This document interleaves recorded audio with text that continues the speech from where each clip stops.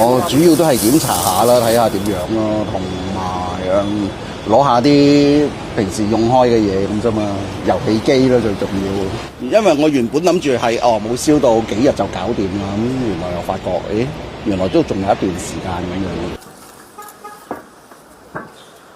冇咩執㗎啦，就係執咗啲貴重物品啊，即係咁樣清晒雪櫃所有嘅嘢出嚟咯，因為有啲都發毛啦。屋企就冇乜嘢，但係咧喺呢度樓下排隊咧就有啲攞皮咯。